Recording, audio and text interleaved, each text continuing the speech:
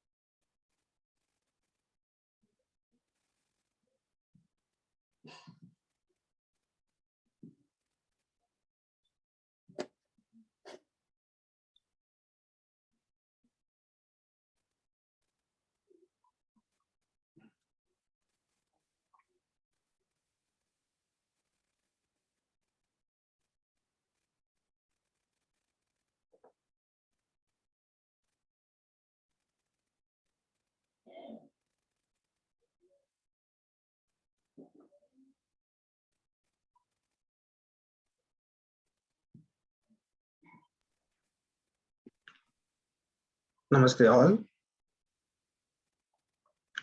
Am I audible? Namaste. Yeah, Namaste Manjula ji. Thank you all for joining this wonderful session delivered by Ms. Manjula Tekal.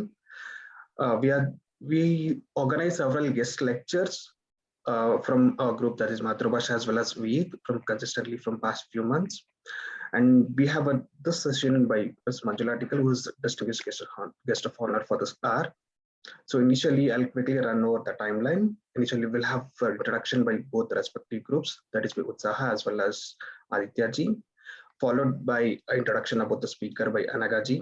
Later on, we'll have a talk on both Devyani as well as Azad by Ms. Manjula Tekal. And at the end, we are open to any questions. So questions could be, you can send all your questions on the chat to Anaga. At the end, we'll have a vote of thanks by Kiran ji. Now I would like to quickly give a brief introduction to Matrubhasha by Zaha. Over to you, Zaha. Thank you, Alban. ನಮಸ್ಕಾರ, ನಾನು ಉತ್ಸಾಹ. ಸುಮಾರು ತಿಂಗಳ ಹಿಂದೆ ನಾವು ನಮ್ಮ ಕನ್ನಡ ಭಾಷೆ ಉಪಯೋಗಿಸ್ಕೊಂಡು ಹಲವಾರು ವಿಷಯಗಳ ಬಗ್ಗೆ, ಅದು ಧಾರ್ಮಿಕ ಆಗಿರ್ಬೋದು, ಸಾಮಾಜಿಕ, ಸಾಂಸ್ಕೃತಿಕ, ಇತಿಹಾಸ, ಕರೆಂಟ್ ಅಫೇರ್ಸ್ ಇತ್ಯಾದಿ ವಿಷಯಗಳ ಬಗ್ಗೆ ಮಾಹಿತಿ ಕಲೆ ಹಾಕಿ ಪ್ರೆಸೆಂಟೇಶನ್ ಅಥವಾ ಕಥೆಯ ರೂಪದಲ್ಲಿ ಪ್ರಸ್ತುತಪಡಿಸುವ, ನಮ್ಮ ಕನ್ನಡ ಆಡು ಭಾಷೆಯಲ್ಲಿ ಪ್ರಸ್ತುತಪಡಿಸುವ ಒಂದು ಪ್ರಯತ್ನ ಮಾಡಿದ್ವಿ. ಆ ಒಂದು ಪ್ರಯತ್ನನೇ ಕನ್ನಡ ಮಾತೃಭಾಷೆ. Next slide please. ಸೊ ನಮ್ಮ ಮಾತೃಭಾಷೆ, ಕನ್ನಡ ಮಾತೃಭಾಷೆಯ ಧ್ಯೇಯ ಏನು ಅಂತ ಅಂದ್ರೆ, ಶಾರ್ಟ್ ಟರ್ಮ್ ಗೋಲ್ಗಳು ಕನ್ನಡದಲ್ಲಿ ಅನ್ವೇಷಣೆ ಮಾಡೋದು, ಸಂವಾದ, ವಿಮರ್ಶೆ. ಲಾಂಗ್ ಟರ್ಮ್ ಗೋಲ್ಗಳು ಭಾಷೆಯ ಸಂರಕ್ಷಣೆ, ವಾಕ್ಚಾತುರ್ಯ, ಸಂಶೋಧನಾ ಕೇಂದ್ರ ಹಾಗೂ ಸಂಪರ್ಕದ ಜೊತೆ ಸೆಕೆಂಡ್ ಜನರೇಷನ್ ಅಮೇರಿಕನ್ಸ್ ಕನ್ನಡ ಭಾಷೆಯನ್ನ, ಕನ್ನಡಿಗರಿರೋರು ಕನ್ನಡ ಭಾಷೆಯನ್ನ ಸುಲಭವಾಗಿ ಮಾತಾಡೋದು, ಹಾಗೆ ಕಂಟೆಂಟ್ ಕ್ರಿಯೇಟ್ ಮಾಡೋದು. Next slide. ನಾವು ಇದುವರೆಗೂ ಹಲವಾರು ವಿಷಯಗಳ ಬಗ್ಗೆ ವಿಚಾರ ಮಾಡಿದೀವಿ ಕನ್ನಡ ಮಾತೃಭಾಷೆ ಗ್ರೂಪ್ ನಲ್ಲಿ. ಅದರಲ್ಲಿ ಕೆಲವೊಂದು ಅಮೆರಿಕಾದ ಮೂಲ ನಿವಾಸಿಗಳು, ಸಾಹಿತ್ಯ ಲೋಕ ಆಲೂರು ವೆಂಕಟರಾವ್, ಆದಿಶಂಕರಾಚಾರ್ಯರ ಬಗ್ಗೆ, ಶಿವಾಜಿ ಮಹಾರಾಜರ ಬಗ್ಗೆ, ಕರ್ನಾಟಕದ ಜನರು ಮತ್ತು ಭಾಷೆಗಳು, ವಂಗಭಂಗ ಚಳುವಳಿ, ಕದಂಬ ಸಾಮ್ರಾಜ್ಯ, ಹೊಯ್ಸಳ ಸಾಮ್ರಾಜ್ಯ ಇತ್ಯಾದಿಗಳು. ನಾವು 2 ವಾರಕ್ಕೊಮ್ಮೆ ಬುಧವಾರ ರಾತ್ರಿ 8 ಗಂಟೆ CST ಝೂಮ್ ಮೀಟಿಂಗ್ ನಲ್ಲಿ ಮೀಟ್ ಮಾಡ್ತೀವಿ. ನೀವು ಯಾರೋ ಇಂಟ್ರೆಸ್ಟ್ ಇರೋರು ನೀವು ಜಾಯಿನ್ ಆಗ್ಬೋದು. ಧನ್ಯವಾದಗಳು. ಧನ್ಯವಾದ ಉತ್ಸಾಹ. Now I request Aditya ji to give quick introduction about Ved. नमस्कार. आज थोडंसं वेद बद्दल सांगेन. वेद हा उपक्रम जवळजवळ 1.5 वर्ष झाली आम्ही राबवत आहोत. अमेरिकेतले आणि युरोप खंडातले काही इतिहासात रुची असलेले, संस्कृतीमध्ये रुची असलेले आणि काही अज्ञात गोष्टींवर संशोधन करून त्यावर प्रेझेंटेशन देणारे काही युवक आम्ही दर रविवारी भेटतो. आणि ह्यामध्ये महत्वाची गोष्ट अशी की मातृभाषा जपणं, त्यानंतर आपल्या संस्कृतीशी आपलं नातं असणं आणि पुन्हा एकदा आपल्या संस्कृतीबद्दलचा अभ्यास करून ते समाजासमोर प्रेझेंट करणं, असा याचा उद्देश आहे. तुम्हाला नेक्स्ट स्लाइड मध्ये काही विषय इंटरेस्टिंग दिसतील की त्यामध्ये अगदी तातर टोपे यांचं योगदान, त्यानंतर कोंड्याची लढाई, सिंधू पलीकडचे हिंदू, नक्षत्र संकल्पना, त्यानंतर प्राचीन युद्धशास्त्र, त्यानंतर ब्रिटिश पूर्व भारतातलं अर्थशास्त्र, अर्थकारण, ह्या सगळ्या गोष्टी, शिलाहार साम्राज्याबद्दलच्या या सगळ्या गोष्टी थोडासा अभ्यास करून आम्ही सगळे मांडायचा प्रयत्न करत असतो. आणि 1.5 वर्ष झाले आणि आम्हाला खूप चांगले चांगले वक्ते सुद्धा मिळत राहतात आणि सगळ्यांचा आशीर्वादही मिळत राहतो. त्यामुळे आपण असेच एकत्र इव्हेंट करत राहू, कन्नड मातृभाषे आणि वेद एकत्र. धन्यवाद. धन्यवाद आदित्यजी. Now I request Anaga to give quick introduction about Manjula ji. Namaste everyone. Welcome all of you to the event, and I would like to welcome Manjula ji for this event.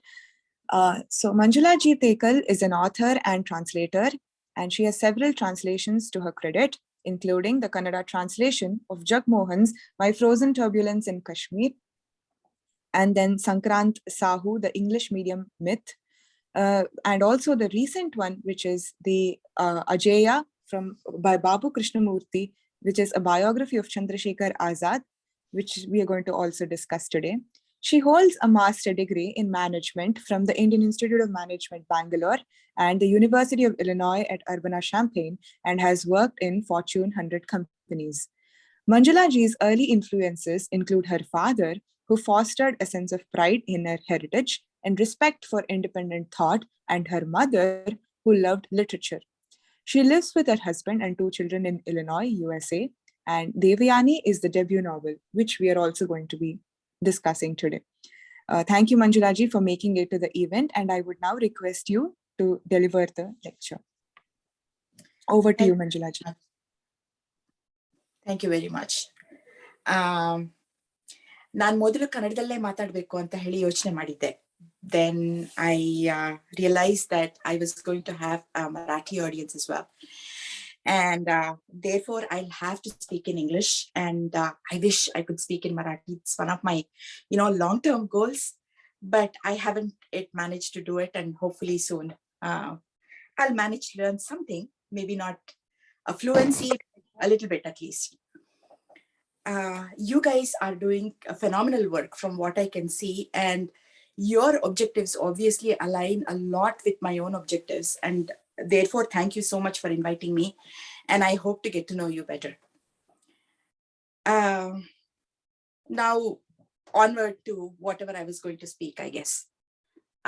Can you guys see me, because I can't see myself? Yes, Manjula ji, we can see. Okay, thank you. Can you spotlight her?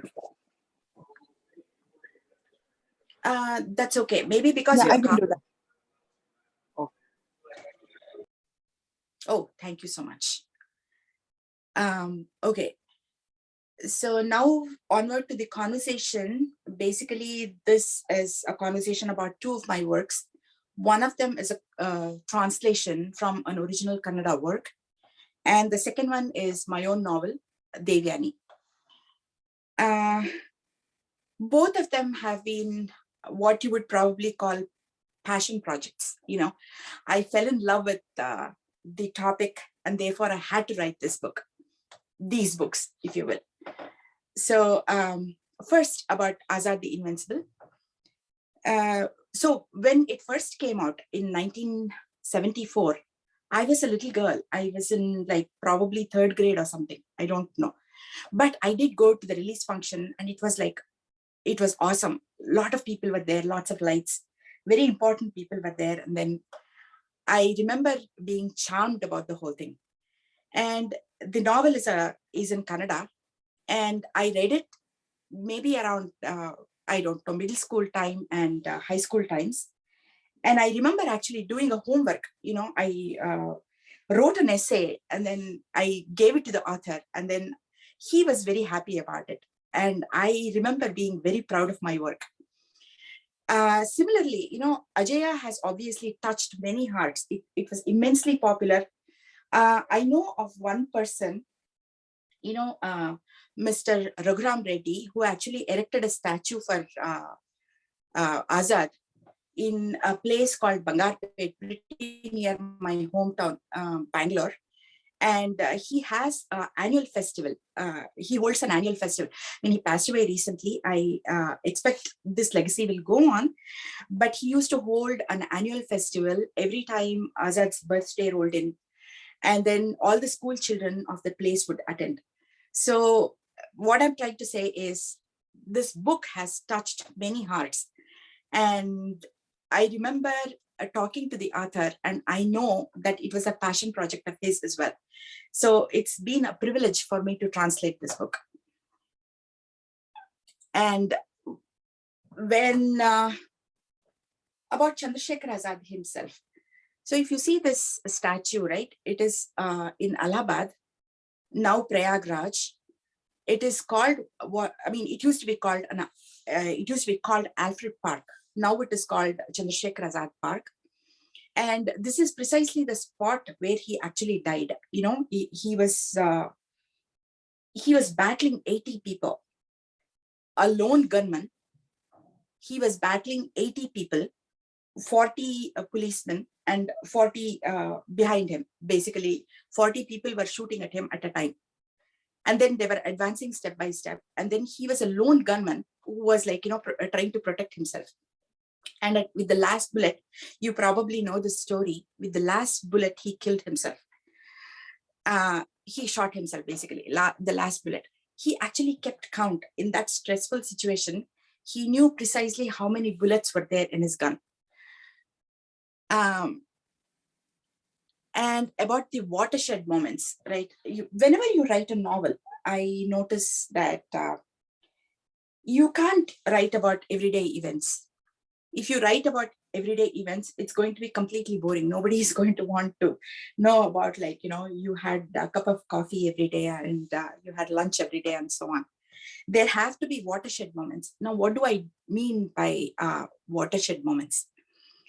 Watershed moments are those which alter the course of your life, probably, alter the course of a nation, probably, or at the very least, they are like of such emotional impact, of such intellectual impact, whatever. These events are so impactful that will change the way you think, the way you react to life. So these are the watershed moments. So when you write a novel, when you write a story, you have to write about watershed moments. What was the impact, and how a particular character reacted to these watershed moments, and how the denouement, you know, the outcome of his thoughts, his actions. Like, for example, 9/11 is a watershed moment in the course of a nation. And probably, like, you know, I don't know, farm protests probably is proving to be a watershed moment in our life. So, yeah. So similarly, in Azad's life, there were many watershed moments. So when he was a little guy, maybe about 12 years of age or 13 years of age, he was a restless soul. So he decided the life that he was leading was not exactly enough. He had a job, he didn't want to study. And he decided he was going to run away from home. And then he went to Bombay, Mumbai, Bombay of those times. He went away to Bombay and he became coolie. And after working there as a coolie for about a few months or something, he decided this was not enough. Fortunately for him, he had enough upbringing to realize that he wanted to study, and he wanted to study the Vedas, and he wanted to become a Sanskrit Pandit. So he decided he was going to go to Varanasi and then study there. And then he enrolled himself as a Sanskrit student and came in contact with a lot of stalwarts, you know, who were fighting the freedom struggle at the time. And then he was enormously influenced by them. And then he joined the Gandhian freedom struggle. And during one of those things, there was a big procession. So there was this policeman who was like flogging, or rather he was like, you know, beating. There was a lathi charge and stuff. And there was a policeman who was beating up a senior Congress worker. And he got so annoyed at the injustice of it all, because the person who was like, doing the procession, he was heading the procession, he was unarmed. And the police were actually beating him up with lathis. And the lack of parity, the injustice of it all. So he got very upset with that. And then he was a sharpshooter. He had learned sharpshooting when he was a young fellow. And then he threw a stone, and that went and unerringly hit this policeman in the forehead. And then he started bleeding. He almost fainted. So he started bleeding. And then there was a big hunt that was on, and then they captured him. He was punished by severe flogging at that age, at a very young age. And then that was a watershed moment for him, because at that point he decided he was never ever going to be imprisoned by the police. And he decided that whatever happened, he was never going to be caught by the police. He would do anything but get captured by them. He was never ever going to jail. And similarly, the Gandhian, he was a Gandhian, and he followed Mahatma Gandhi. He was actually participating in the non-cooperation movement and everything. But because of the Jallianwala Bagh and Chauri Chaura incidents, he decided that he was no longer going to be a non-violent, quote unquote, a non-violent person. And then he decided to pick up arms to fight against the British people. And then I don't know why I have included this revolutionary pamphlet that he brought. I mean, he did not quite bring it out, but it was not exactly a watershed moment per se. But there was a paper that was brought out by Sachindranath Sanyal in 1924 called The Revolutionary, that basically, outlined the revolutionary philosophy. And this was distributed very widely all over North India. And Azad was one of those people who worked very hard and achieved tremendous success in making sure that this distribution was successful. Everybody could, there is one story which I find very charming. So in one school, they just open the register, attendance register at one point, and then they find a lot of pamphlets right there. So basically he had a very vast network of people, and they were working to make sure that it reached everybody during those times. And then he became part of Ramprasad Bismil's outfit, as they call Akhada, basically, Ramprasad Bismil's he worked with under Ramprasad Bismil's leadership. And he participated in the Kakori train robbery, the very famous Kakori train robbery. Now, I don't really want to go over some kind of a life history or something like that. I just want to highlight some of the, big events that this book is hitting. And basically, I also want to tell you, it's not a history book. It's some kind of a biography, all right, but it is more in an anecdotal fashion. So it's a lot of little stories, that are seamlessly fit together to make a cohesive narrative. And it becomes a story in telling, because there are a whole series of small stories. It's not quite, some exposition of some, a philosophy, even though there is a very strong philosophical underpinning to the whole thing. So anyways, when they speak about the Kakori train robbery, it reads like it reads like a novel, basically, how they went, captured that money chest and then broke it open, and then there was a train that was going right next. And then, so there's a certain amount of suspense and all that stuff. So any case, after this, after the Kakori robbery, a lot of people were apprehended, Ram Prasad Bismil being one of them. He has written this autobiography, which is actually very touching. I mean, those of you who might be interested in this story, Ram Prasad Bismil's story, do please read it. Apparently, it has been translated into English as well. It is certainly there in Hindi, and it is there in archive.org. Those of you who are interested might want to take a look at his autobiography. That's right, it's an autobiography. So he went underground after the Kakori robbery, and he was instrumental. He worked underground to make sure everybody who was a prisoner, including Ram Prasad Bismil, he arranged for the finances of their defense and stuff. And then after Kakori, the revolutionary mission, so to speak, was completely fractured. There were a whole ton of revolutionary outfits, but none of them were really active. So from underground, he made sure to stitch together all the revolutionary outfits. And then he kind of restarted the revolutionary mission, so to speak. And then he was elected the commander-in-chief of HRA.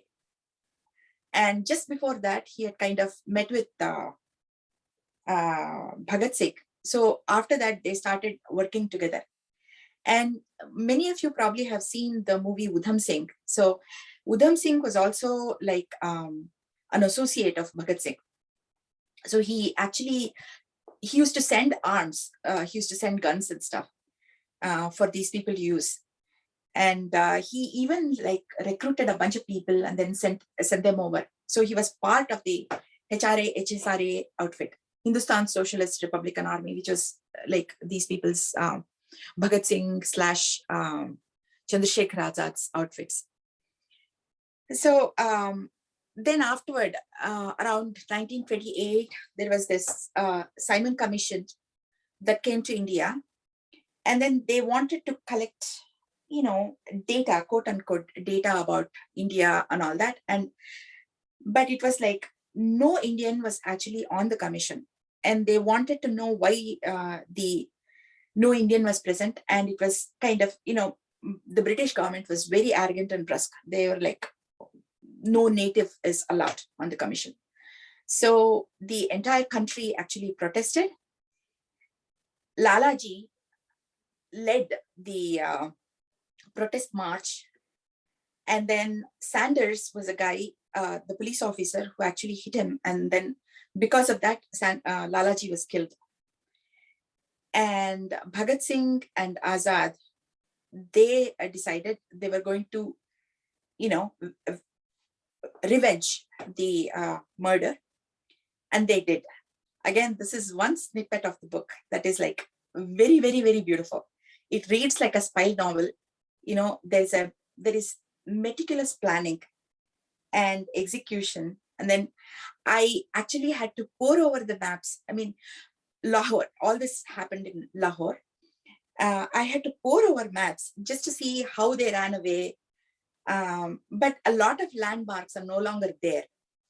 So it's a very interesting thing, actually. I mean, I just want you to have a glimpse of what is there in the book. And then I would urge you to read at least this part because this is really, really beautiful. And after that, so after the, the shooting, after shooting Sanders, they had to run away from Lahore because Lahore was so tight. And they had to run away from Lahore. And that again makes for a very beautiful, how they escaped from Lahore is another beautiful thing. Bhagat Singh used to sport the Sikh mustache and beard, and the Sikh, what is it called? The turban. They tie up their hair, and then so he used to wear the typical Sikh outfit. And after this, he completely became, I mean, he started wearing the European dress. And then he went out of Lahore in a train to, at that point, he went to, I believe it is Delhi or Calcutta. I don't remember exactly. I have to actually go and then look. But anyhow, he went with Durga Bhabi out of Lahore. And then Azad disguised himself as a Swami. And then he went to Mathura from there. So all those things are like, again, like I said, it reads like a spy novel of sorts, and it's actually very entertaining. After that, again, they went underground for a while, and then Azad then started a bunch of, bomb factories. And at this phase of his life, it almost reads like, I mean, it was like he was an industrialist of sorts. He had some kind of a factory operation, and then he was recruiting people who were interested in, like, the putting the chemicals together, some chemists and stuff, and then some people who were working in the foundry, and people who were assembling things together. So they had a serious inventory of explosives. And then afterward, a couple of bills were sought to be introduced by the British, and then the revolutionaries again wanted to protest that, it's again like, they were actually like, suppressing the revolutionary movement. They were suppressing the nationalist movement. They were suppressing the, the spirit basically of Indians. So therefore, they had to protest this. And then they decided to throw bombs in the assembly. And they tried to dissuade Bhagat Singh. Bhagat Singh, at first, he did not want to. Actually, he decided not to go. But then he then came under Sukhdev's insistence. And then he said, okay, fine, I'm also going to participate in this.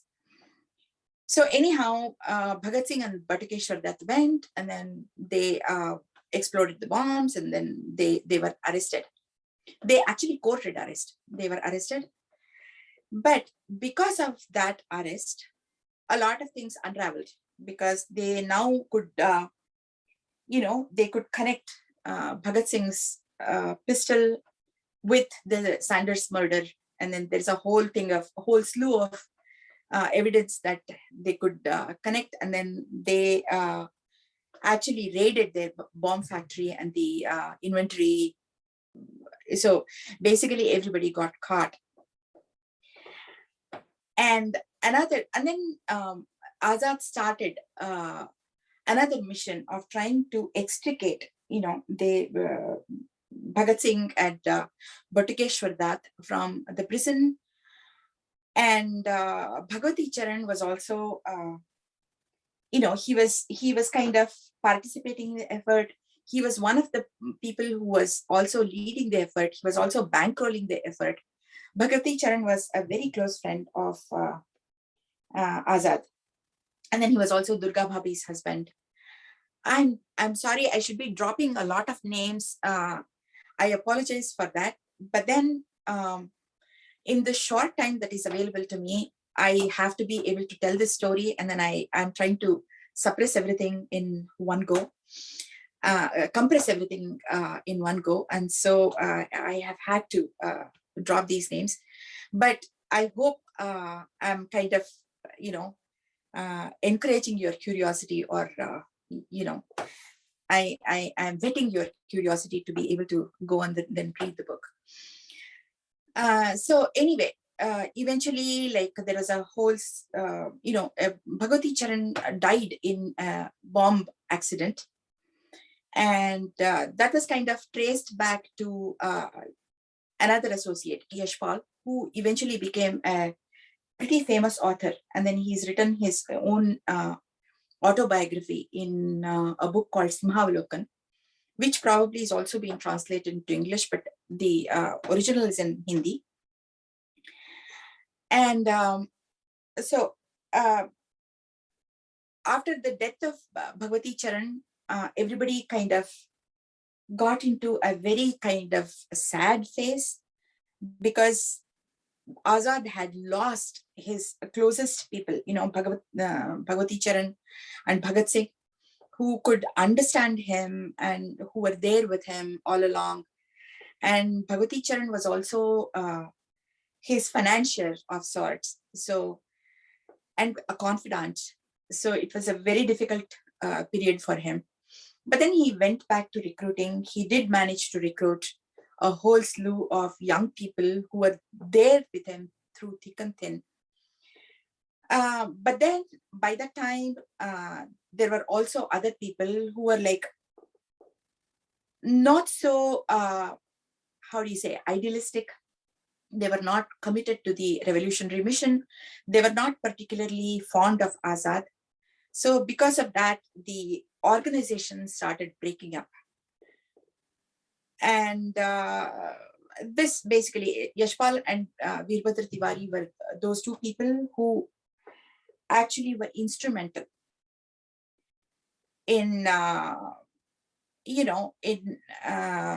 they gave information to the police, and Azad was surrounded by 80 people, like I said.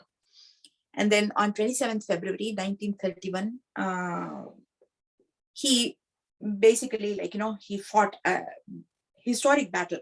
Actually, that is another thing which I find extremely thrilling. Can you just imagine a guy who kept count of the number of bullets that he had in his revolver? And then he was surrounded by so many people, 80 plus people. And then all of his bullets found their mark. And then they were all like less than the height, a typical human height. And apparently the police bullets were like, they flew all over the place. I mean, they were stuck at a great height. So short of the long, he was a sharpshooter. He was there. His faculties were all right there, present. And so he was martyred on 27 February 1931. So all in all, this biography is not just his story. And when I talk about these watershed moments, basically they're watershed moments of his life. Some of them were also watershed moments for the nation itself. Like what exactly, I mean, he was kind of a reflection. He was a representative of the young people of the generation. And when you read this book, you kind of get to have an idea of the socio-cultural, the trend of a nation at that time. And it is amazing. You get to have a glimpse into what people were thinking and how the situation was of the times. The next slide, please. So I am fortunate to have a foreword written by Dr. Vikram Sampath for Azad the Invincible. And then this is what he says about the novel. Basically, he says, it is a hallmark. The hallmark and strength of this book is that it is not merely a linear account of Chandrashekar Azad's life, which is anyway the mainstay of this narrative.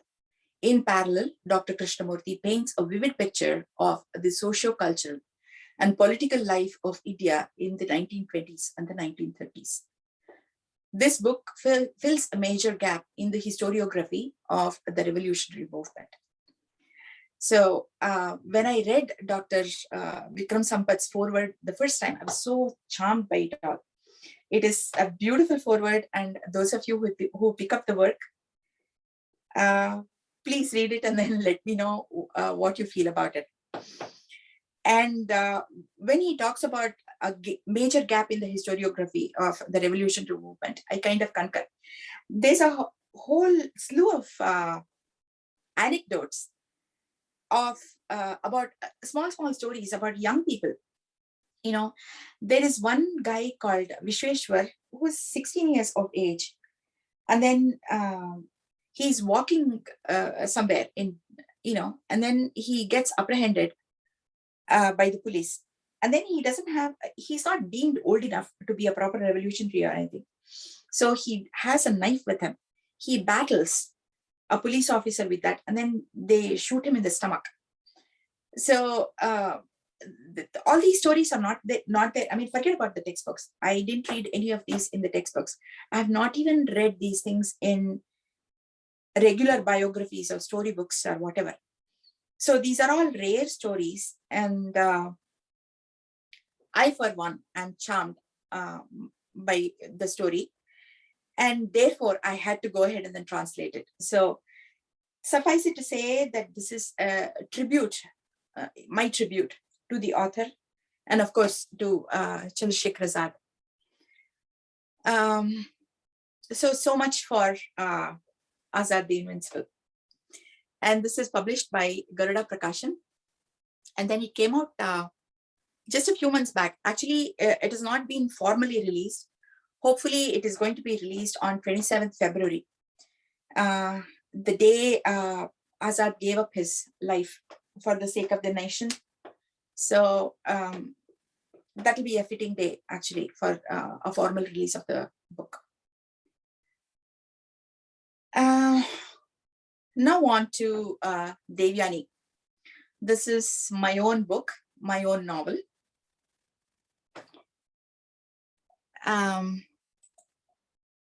What do I say about the novel? The first thing about the novel is that one question, could it really have happened? So increasingly you are given evidence that Mahabharata really happened. Increasingly, there are excavations to tell you that Hastinapura really exists. Indraprastha really exists. Kurukshetra is still there. Even the names are there, even now, thank God. Some of the names are still, recognizably there.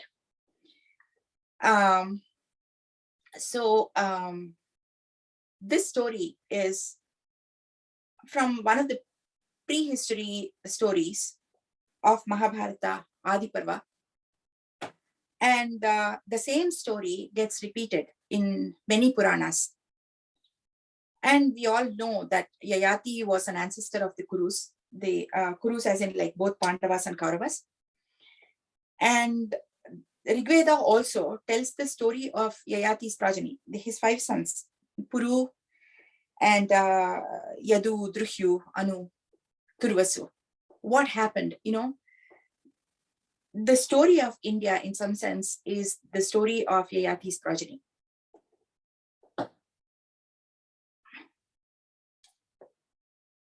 So again, same thing, what are the watershed moments in Devyani's life? So the story of Devyani, perhaps. For those of you who don't know her story, there was an ongoing battle between the Devas and the Asuras. It was a civilizational battle. And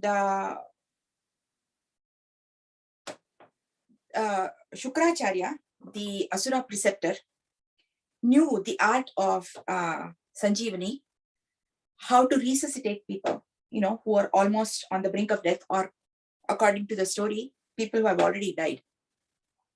And Devas wanted to learn that art. And they sent Kacha. Kacha was actually like, the Brihaspati's son, the Devaguru's son. And then he came to the Asura Guru, and then he wanted to learn from him. And then there was no secret. I mean, everybody knew that he wanted to learn the art of Sanjeevani. So he came, and then he had been told, actually, Kacha had been told to make sure that, you give a lot of attention to Devyani, make sure that she's there with you, she's on your side, she's in your corner. So once that happens, her father, the Asura Guru, Shukracharya, is going to be positively disposed toward you. So with that in mind, he went there and then he kind of befriended her. And she fell in love with him and she saved him thrice. Because the Asuras wanted to exterminate Kacha, and they, they attacked him thrice, and then, they killed him. In my novel, of course, they left him for dead, and then he was resuscitated back to life. So she saved him three times.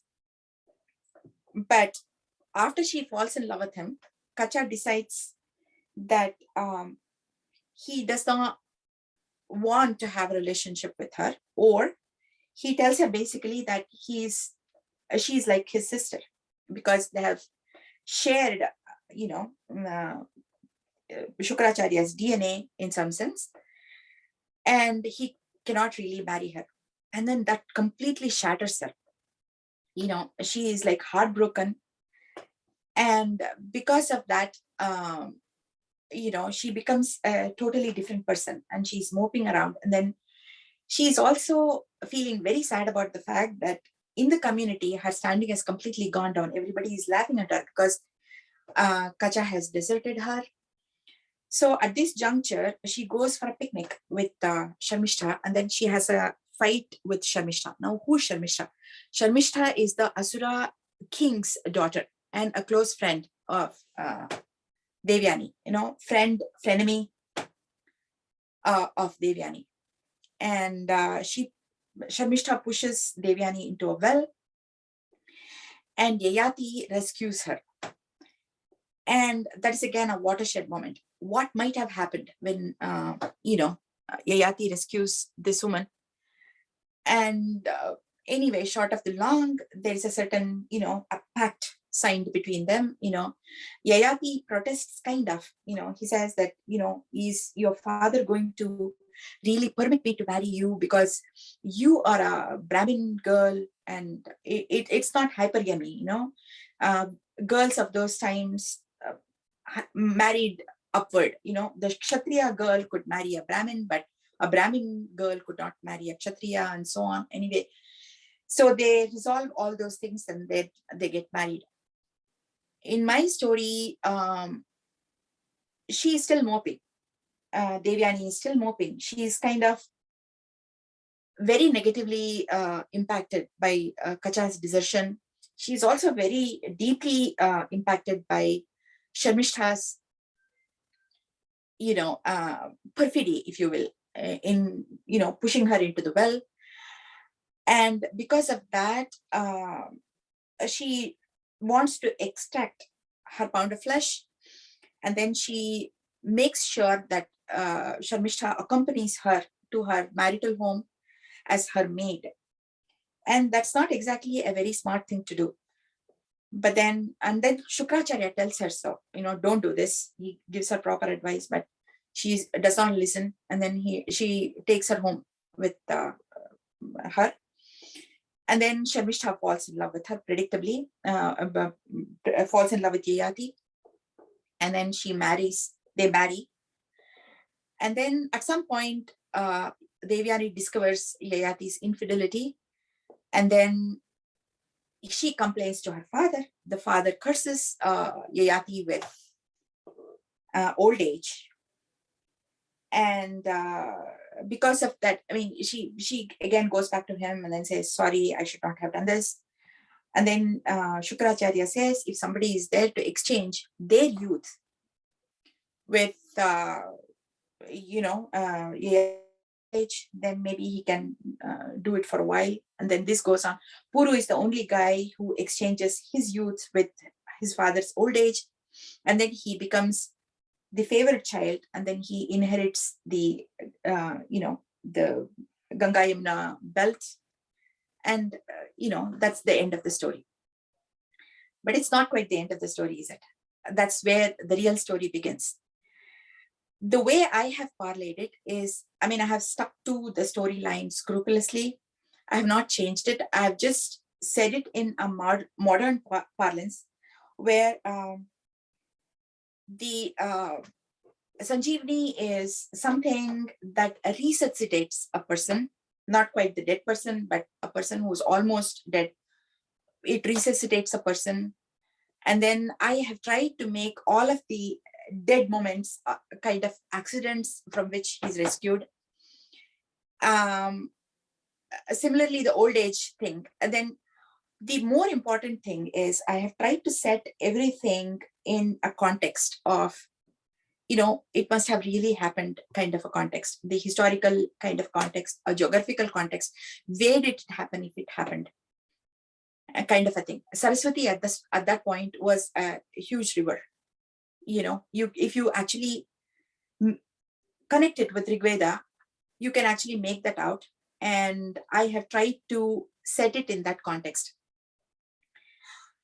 So in some sense, the rivalry between two women kind of started a train of some unforeseen events. And that is the more interesting thing. Hopefully, I'll be able to do a lot more stories, which will capture the essence of the further downstream events. Now, again, praise for Devyani. I have, let's see, the next slide. I have Amish Tripathi of Shiva Trilogy. Wrote a very beautiful, recommendation for me. He says, few have written it better in the modern day than Manjula Tekal. Read it to understand our origins. And then Deepak MR, who is an author, who is the author of Abhimanyu, has written a very beautiful review in Indic Today. I have Chitra Divakarani, who is praising me. And I think if you want to take a look at some reviews, you can go to Goodreads or something. Okay. At the end of the day, why do I write? Basically to capture the imagination of young people who probably are the more we are reading in English, the less we are acquainted with our own literature in the original. I mean, you want to be able to read our own literature in the original, but those of us who cannot read should be able to read stuff that will actually familiarize us as closely as possible with the original literature. There's a treasure trove out there. But I'm very happy about, even those. A friend of mine, his daughter, Meera, wrote an essay on Devyani. And she wrote it based off of Rajaji's Mahabharata. But I am happy to announce that she actually read a little bit of my novel, and then she took some points out of it. And then she wrote this beautiful essay.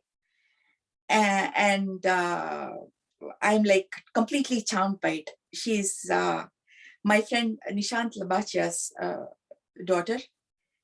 And I happened to read that. I was privileged to read that essay, and that I'm completely charmed by it. So which again makes me very happy. If we can actually write good literature, if that is a basic purpose of translation, to be able to seamlessly travel between two languages and to be able to present our own scriptures in a way that modern people, young people can understand and enjoy. And that's about it, I suppose. I mean, I have given links of exactly where Azad and Devyani are available. So those of you who are interested in reading this, please go ahead and then read. And then those of you who enjoyed reading it, please let me know. Those of you who did not, those also, please let me know how you feel about it. Thank you. Thank you so much.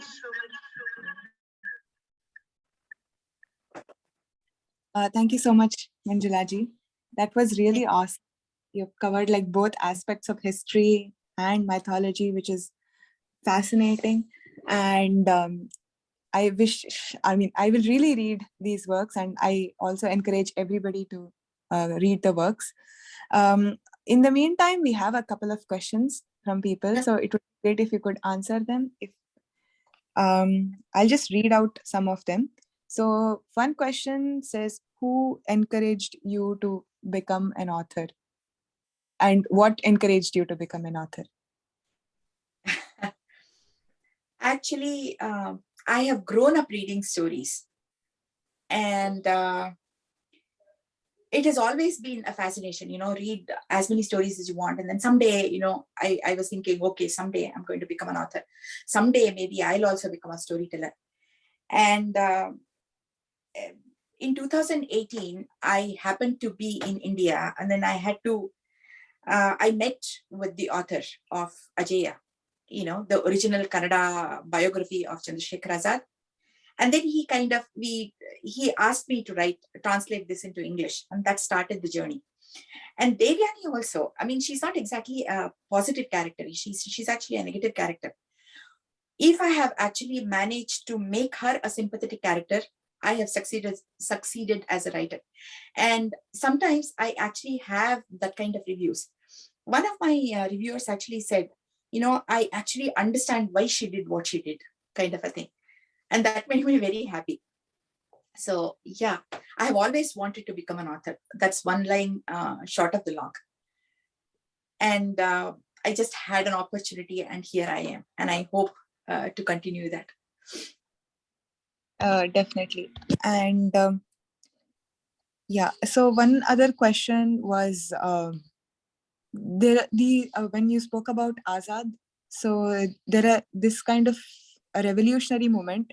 So it happened around the world, and how did it inspire the Indian revolutionaries? Whatever the revolutions happened outside the world, how did it inspire these kind of revolutionaries? Yes, actually, Garibaldi was one of the inspirational figures. Vera Figner was another inspirational figure.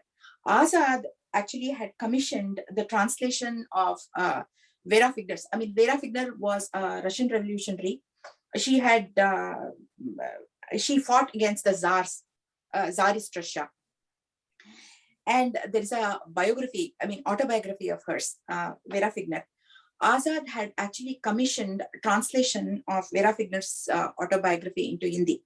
It had been published at some point. And in this biography, in Azad the Invincible, you can see, Surendranath Pandeya, who happens to be the author of that book. He actually reads out parts of the biography to Azad, and then Azad is like, oh my God, this is very nice. And how come we don't take inspiration from Jhansi Lakshmibai? Why do we have to look towards West to be inspired? That's the conversation that goes on. It's one of the anecdotes that you can find in Azad the Invincible. I hope that answers. Yeah. Yeah. So, and one more question was, somebody has pointed out saying, you have mentioned a couple of times that there was a meticulous planning, yet Sanders was killed instead of Superintendent James Scott. Why do you think happened? Why do you think this happened? And in current day and age, what kind of message does these vengeful acts of our great martyrs convey to our next generation? That's a fantastic question, actually. Okay, the first question about Scott. So there was one guy called Jayagopal who was the lookout. He was supposed to be the person who was supposed to identify Scott. So one of the associates, points out both of them to Jayagopal. Jayagopal mistakenly thinks that Sanders is Scott. And then from then on, he continues to follow Sanders instead of Scott. And then he kind of, his schedule and where he goes, what he does and all that stuff. He notes down all those things. And then even at that point in, when the real shooting takes place, Jayagopal is the lookout. And then he points to Sanders. Bhagat Singh actually recognizes him. He knows that he's Sanders. But by the time it's already done, all the planning is done. And then Rajguru is already marching forward to kill him. And they go on with they go ahead and then execute Sanders. They kill Sanders instead of Scott. As to the second question, yeah, I mean, while Scott was the primary target and Sanders was not. I don't know to what extent, obviously Scott would have been a better target than Sanders. But that being said, Sanders was the guy who actually beat Lalaji. So it was not too off the mark in some sense. To that extent, we can actually justify it. The second thing is that he was also the representative of the British machinery. Again, to that extent, we can justify it even further. Then when you talk about, it was a terrorist act, that's probably what you guys beat, right? When you say that to what extent can we justify something like this? It was a terrorist act, and what extent can we justify it? But if you actually ask that question, we were waging a war with the British imperialism at that point. If you actually are fighting against your own government, your own lawful government, then a terrorist act is absolutely not justified. When a court functions the way it does function, when the law and order machinery functions the way it should function, no terrorist act can be justified. But then at that point in time, Indians were not even allowed to bear arms. The Arms Act was like, it was, I don't know, even by 1947, it was not like changed even by 1947. So Indians were like, bearing arms only clandestinely at that point. And then waging a war with the British, bearing arms was almost out of the question. So what other recourse did we have? I mean, obviously we know that the non-cooperation movement was not exactly effective. Also, a lot of it was like the British had actually co-opted, and then they were seriously interfering in the non-violent movement. So non-cooperation movement would not have sufficed. It would never have made us independent. That is coming out now. Everybody kind of knows it. So yeah, I mean, I would absolutely say that it was justified. We have to honor these people as soldiers, not terrorists. And yeah, and that is kind of, it becomes clear when you read this biography. I used to struggle with that question, and then I was like, no, absolutely, we have to bear arms. I mean, if it was not, if soldiers go and then kill in a war, you're okay with it. So how come in a non-formal warlike situation, we are not okay with it? We should be okay with it. Yes. That's interesting way of putting it. Thank you. And then if you have like a couple more minutes, I have 2-3 more questions. Absolutely. Sure. So one of the other question was, while writing your novel and to some extent the translation, were there places where some feelings or some customs or some backgrounds were not straightforward to capture in English? Yes, absolutely. So in Devyani, especially in Devyani, because there's so much, see, a lot of our literature, right, it is written in a language that probably we are not even familiar with anymore. Even if we are reading it in our own mother tongue, there must be a lot of expressions that have morphed so much that we no longer understand it in the spirit it was meant. So it is very important to delve deep and then try to understand exactly what the words means, perhaps. Even the place names have changed. The geography has changed. And everything has changed. And even Rigvedic register of Sanskrit is different from like a later version, later language. Exactly. I mean, I'm studying for a word here, but basically the language of Rigveda is different from a more modern version of Sanskrit.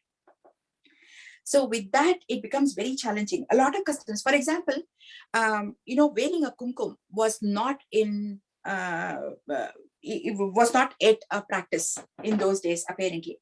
And this I came to know when I was researching for the novel.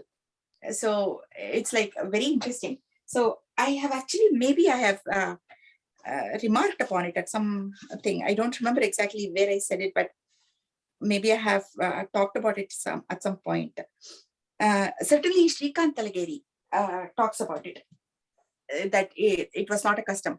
So there is an essay by Shrikant Talageri where he has described the what the practices that might have been, cultural practices that might have been prevalent in those days. So that was a very rich source for me. So I had to pour over that and then understand what it was all about. Then, there was another thing where Manvalaya, the Manu's abode, is today's Manali,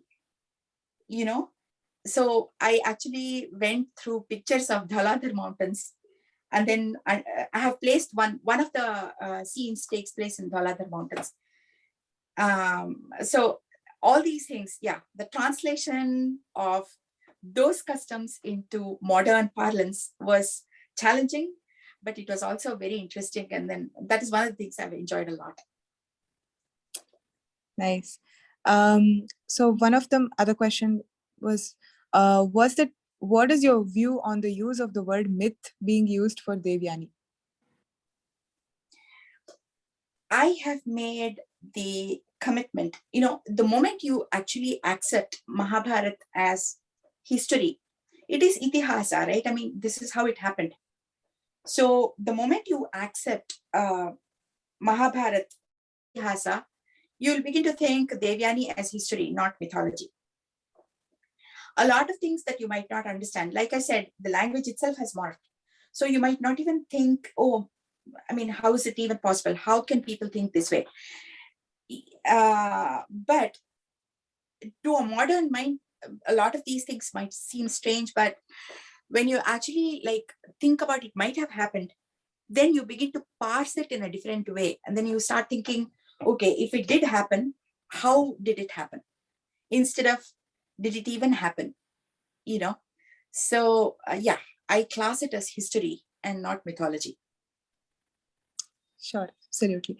I will take the last question, and then probably after the event is done formally, then informally, if anybody wants to ask you personally, if that's okay with you, then we can Absolutely. So one question was, how do you compare authors like Devudu, K.S. Narayanacharya, who wrote Puranic novels, to new age authors like Amish Tripathi or yourself? Are the target audience different? Very interesting question, actually. Devudu Narasimha Shastri, I like Devudu a lot, but his focus is very different. Basically, he thinks of Nahusha, for example, as a great king. And I differ from him. I don't agree with him at all. I think he was not a great king at all. And the way, actually, Nahusha is one of the characters in my novel. And then I feel Yayati's worldview, his attitude, a lot of his attitudes must have been inherited from the life events, what Nahusha experienced and what happened to Nahusha. Nahusha was Yayati's father.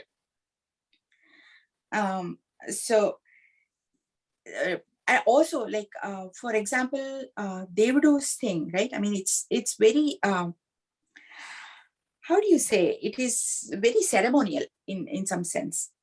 He focuses on a lot of ceremony, a lot of,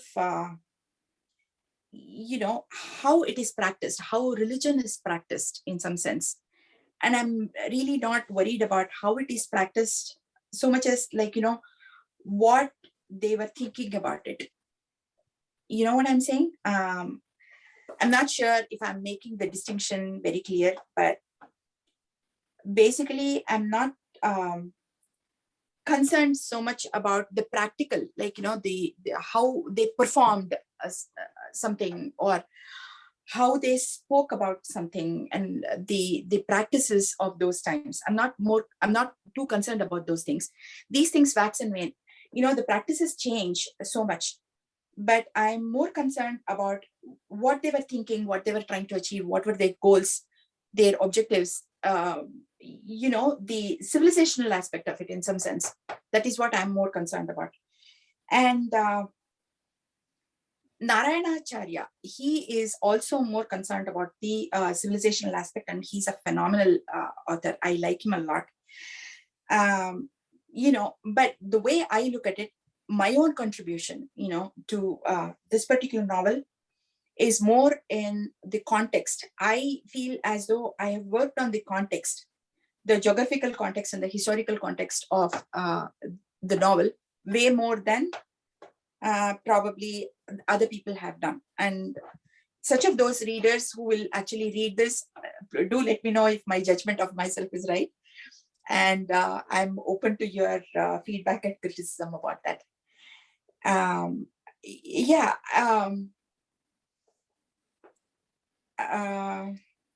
What do I say about the other authors?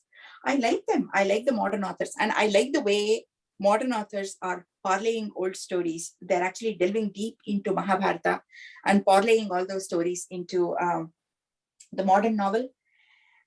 It's kind of like, it is very important because, like I said, young people must read this, and then young people must go, and then they have to internalize this, and then probably if they like it well enough, they probably will read the original too, and then they will also write at some point, and that'll be completely charming. Yeah. I mean, that's amazing. And I would like to thank everybody for such wonderful set of questions, and also Manjula ji for answering them so well. And also, like, on a personal remark, I would really recommend everybody to go ahead and grab the books and read it, because I think if such amazing famed authors have given forewords and comments over it, I think this has to be a must read. So on behalf of Ved and Matrabhasha, I would really like to thank you, Manjula ji, for taking time out to answer all the questions and giving us such wonderful insights about about both the books. I would, after the talk, maybe we can open the forum for any kind of personal conversations, any questions.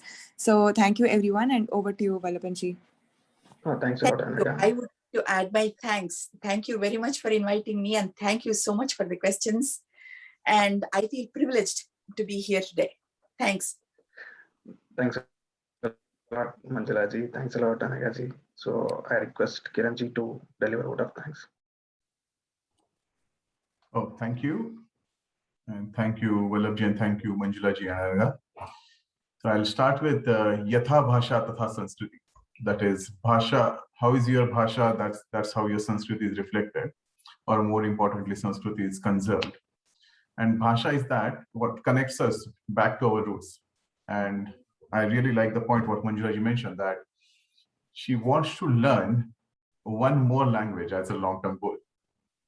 So I think we can take an inspiration for that, and we should also learn one more language. And I think I'm going to pick up on that. और इसीलिए मैंने तय किया है कि मेरा आभार प्रदर्शन का जो भाषण है वो मैं तीसरी भाषा में करूंगा, जो मेरी प्रिय भाषा है, Hindi.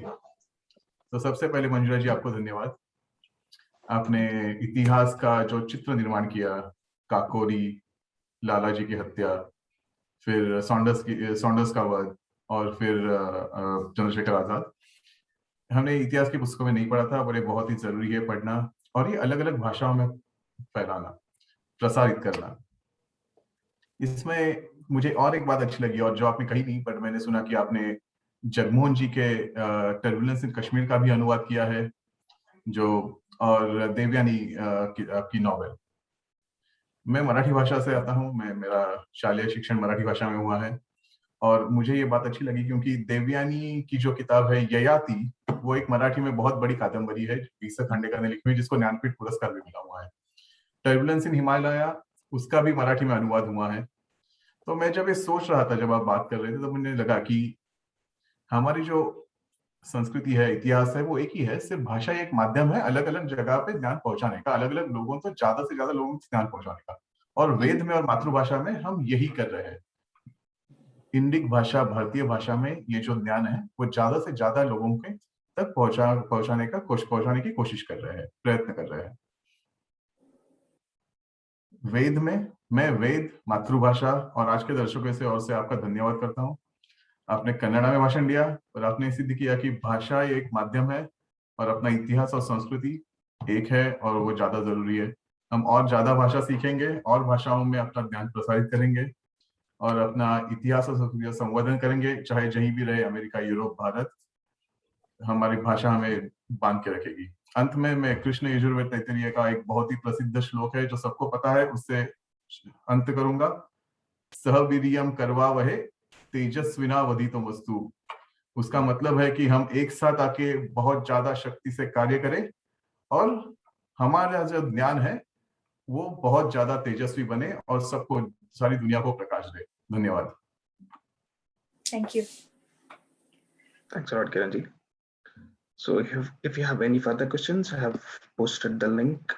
You can send the queries to those email IDs. It's in the chat section. So finally, we are doing this since past 6 months. So you can join us on every fortnight. That is Matrabhasha or Ved. So it happens every Wednesday around 8:30 CST. So we have different topics coming up. So probably if anybody interested, you can join us.